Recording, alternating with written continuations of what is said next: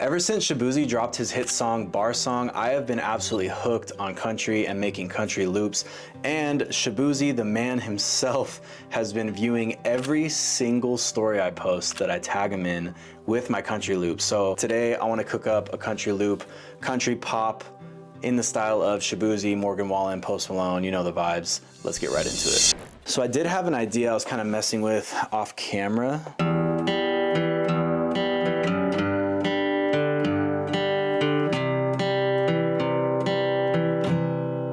I'm just gonna try and keep it simple, and I think I'm gonna be lazy today and not actually pull out the actual electric guitar for the slide guitar.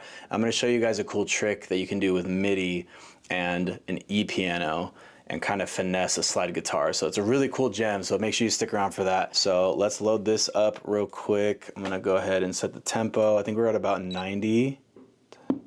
Dun, dun, dun, dun, dun, dun, dun, dun, dun. Yeah, all right.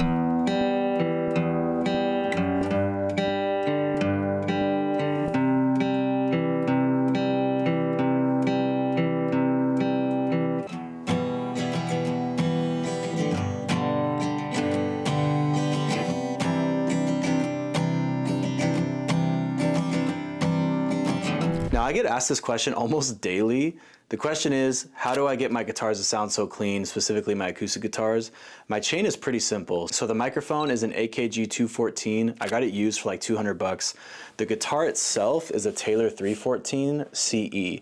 Now this is a pretty expensive guitar, but something I've noticed with all of my guitar students I've had over the past few years, whenever they need a new guitar, I refer them to a company called Orangewood, and this isn't sponsored. I just genuinely love this company, and their guitars sound incredible at a fraction of the cost of something like this.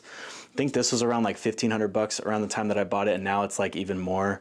I've seen Orangewoods go for like 200, 300, 400 bucks, and again, they sound incredible. So if you're looking for this style sound guitar and a really good microphone to go with it, I recommend Orangewood for the guitar and the AKG 214. Record it into any interface and just make sure you're not clipping. You want to be like at around -10, -9 dB. It's not a hard rule, but be around there. And then yeah, you guys will see my chain in a second. It's very basic. It's like an EQ and a compressor, and that's it. So just keep it simple. The biggest thing that's important is the performance of the actual guitar. So getting something really clean, not too harsh, something with, you know, some dynamics, that kind of stuff.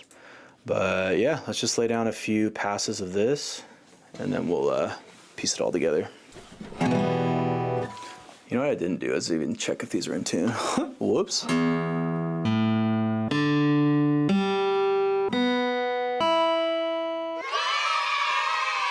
We're just gonna do some big strums, just single strums. 2, 3.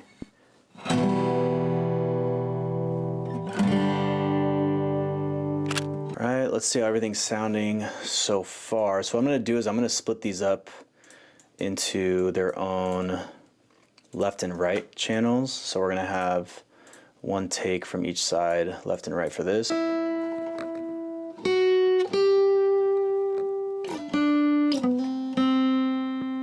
That's kind of cool.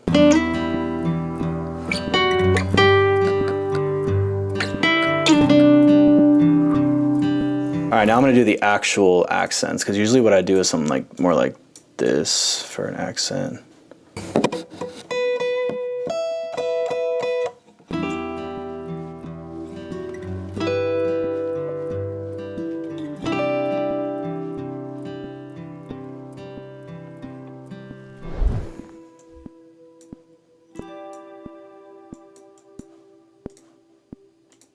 Something just very ambient. All right, so what I usually do is when I'm making loops, beats, really anything, is I kind of just get all of the ideas out, and I'm not necessarily gonna start it this way, like especially with all this turned on right away as well.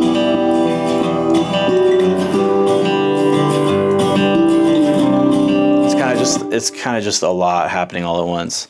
But what I do like to do is get all of the ideas out, so I'm not creating with like restrictions of like I have to do. My process isn't like I try to make the intro and then I go into the verse and then I go into the pre and then I go into the hook and I try to just like build, build, build, because sometimes you'll get really great ideas as you're doing this, like vertical stack, that you'll then use as the intro, and then what you thought was the intro will actually come in at the verse. You know what I mean? So yeah, just try to like, what's that expression, like word vomit? Just get all the ideas, like music vomit, out onto the screen, whatever, into the DAW. And then I'll go and arrange things horizontally. So like work vertically, build like a tower, and then go out and build like the rest of the city. I want to show you guys this really cool trick that I use a lot when I'm feeling just lazy, because I don't want to grab my electric guitar. Also, what happens too is when I use the Corey Wong amp sim by Neural DSP, shout out to Corey Wong, shout out to Neural DSP. I use it every single day, but I've noticed when I screen record with that specific VST, it just causes mayhem.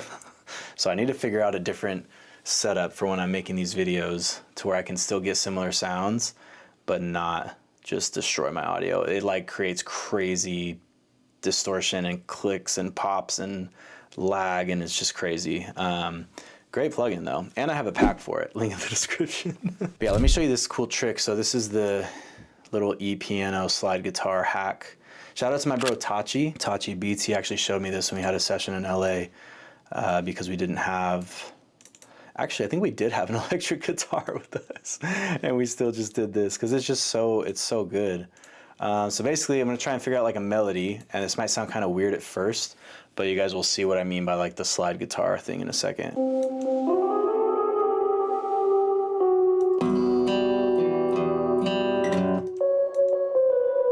Cool, so here's the example of just like 3 long notes. And all this is it's basically just an electric piano. So any, this is just the stock Logic E-piano, any Rhodes electric piano. I'll explain spiff in a second. I have it turned off for now. The next thing is ROM, which is just a massive reverb, fat reverb, and then filtering out the lows and highs. What you're gonna do is a couple other steps though. So what we're gonna do is we're gonna automate this MIDI to like do a pitch bend. So we're gonna go from there. I'm gonna change this to note velocity, from note velocity to pitch bend. And then we're gonna go, I think I'm gonna change this now, I'm already not liking it, but we're gonna do this like glide thing. Yeah, it's definitely not the note I was thinking of, but you can already start to hear it, that like slide guitar effect.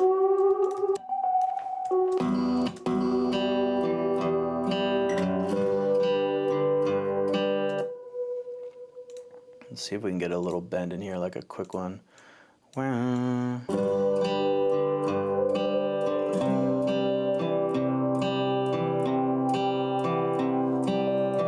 That's so sick. I could have probably way faster done this on an actual guitar, but this is helpful for anyone that doesn't play guitar. And even if you do, if you want to be lazy like me sometimes and just do this instead, we're still not done. So the next part is Spiff, which is a plugin I don't have turned on right now for this like low latency mode. Basically, the preset is like, it's called Instant Lap Steel, and lap steel is like slide guitar. It's using country, folk, and all that. Basically, it grabs the transient and like fades it in, so it detects when that transient happens, and then it does like a hard cut, so there's no volume, and then it fades it back in. So if you don't want to get spiff, what you can do is just bounce this into audio. You're gonna chop where you started each of these notes, and then just do a fade in yourself. So these ones are about similar size, so I'm gonna do that kind of fade. This one I'll do a smaller fade. Make sure to fade the ends of them slightly too, so they don't like create any clicking and popping noises, but this is what it sounds like now.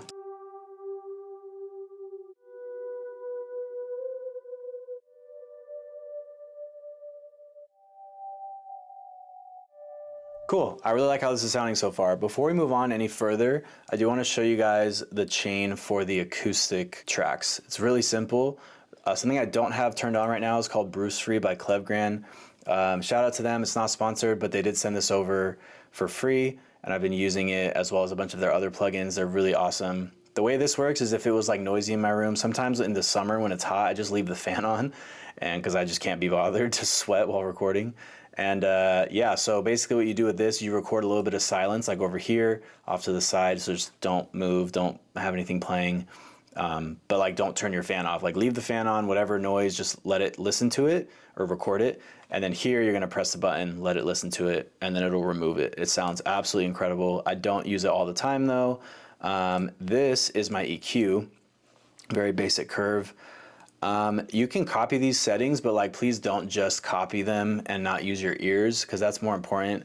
Your guitar might not have this build up here and here. I don't even know why I do this sometimes. Like, I should just leave that off. Like, I'm not a professional mix engineer, so if you are one, please don't get mad at me for the advice that I'm giving. This is how I make it sound good, and a lot of people tell me it sounds good, so leave me alone. I use RVox, which is a vocal compressor, so again, please don't kill me in the comments if you're a professional. It just sounds amazing, okay? And that is my chain for acoustic guitar. It's so simple, it's actually silly. Cool, yeah, so I'm really liking what we have so far. I think what could add to it now is some kind of piano. Let's kind of mess around with keyscape.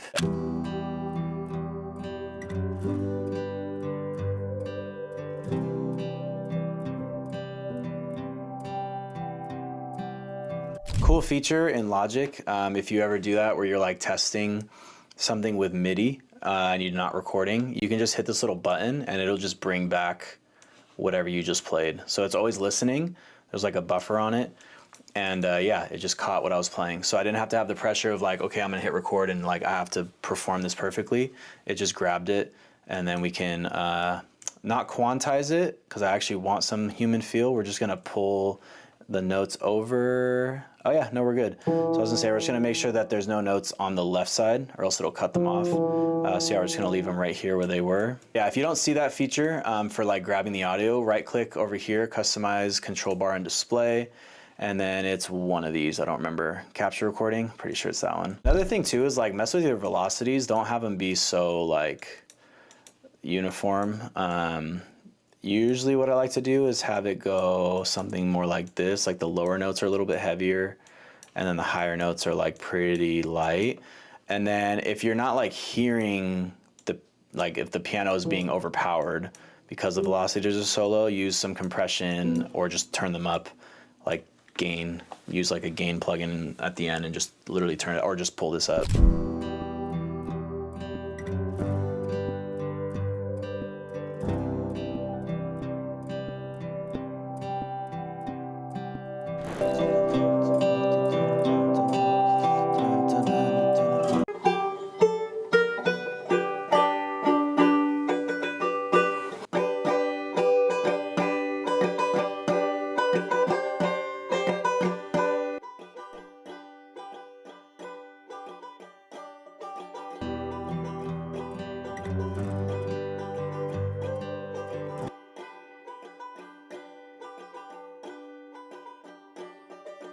That little banjo, just as a tiny arrangement thing, when it comes in, I think it's gonna be so sick.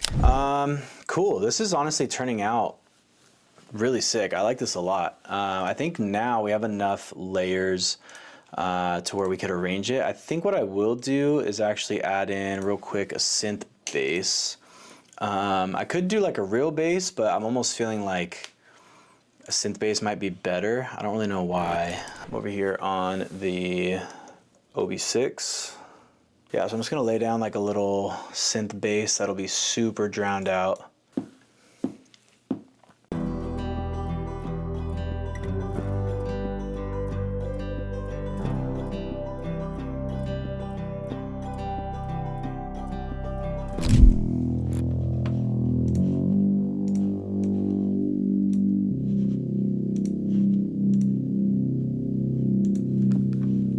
All right, cool. And then I think the last thing I'll do is actually make a pad also with the synth. For pads, usually what I'll do, I'm not even gonna bring you guys over the synth again because it's really basic. I'm just gonna grab the root note of the key that we're in and play a really long patch of it, especially with an analog synth because they are analog. The pitch isn't just gonna be like a continuous perfect note all the way through. It's going to have some fluctuation in it.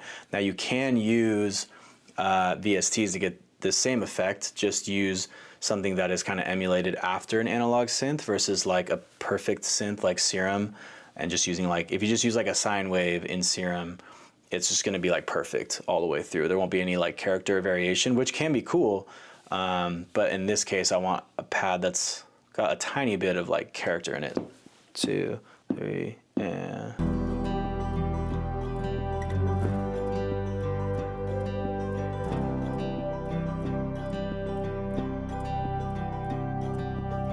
And there you go. And so now what I would do with this is add a crazy reverb to it. Can anyone guess what reverb I'm gonna reach for right now? Put it at like 98 or 99%. I'm not gonna go all the way to 100. I feel like the gap on this specific reverb from 99 or 98 to 100 is like a lot bigger than it should be. Because at 100 it's like completely drowned out, and at 99 it's like you can still hear a good amount. I don't know, maybe I'm just tripping, but cool trick you can do to make your pads get out of the way of like the middle and not get like all muddy is throw on a EQ, dip like right in the mids, and then hit the mid only option on your EQ. Most EQs have this. This is a stock Logic one.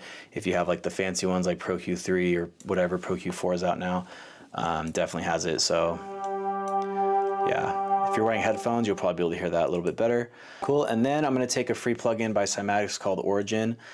This works different than just like filtering it with an EQ. It actually down samples it. So I don't know, it just sounds better in my opinion. So it's like less like artifacts. That's how you can really get like the pretty pad sound. So as far as arrangement goes, I'll just do a quick little arrangement.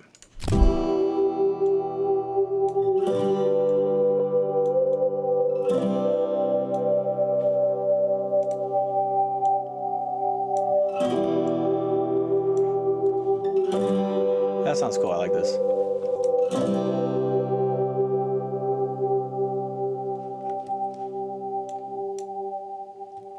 There we go. That's the whole loop. As far as mastering goes, I throw on this preset called Quick Master. It's literally just Soothe 2 with this preset.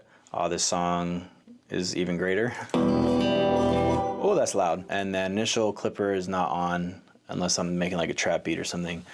And then this I'm just gonna mess with until my output is at like -5 or -6, because I don't want to master the whole loop all the way up to 0, because the producer that's gonna use this needs to be able to flip it and not have everything just clipped already. So now if you want the finished version of this loop, I'm gonna leave a free download link, first link in the description, completely free. It'll just be like a Dropbox link or something with the WAV file. So feel free to check it out, use it in your beats, use it in your songs or whatever. Full disclosure, I do always ask for credit and splits. So if you happen to get a beat sale with it, or if you upload to Spotify and use it in a song, please credit me, as well as add me to the splits on DistroKid or whatever distributor you use. If you want to help support the channel, check out all my kits. I'll leave them linked below as well. And grab those free guitar presets if you happen to have the Corey Wong Amp Sim by Neural DSP.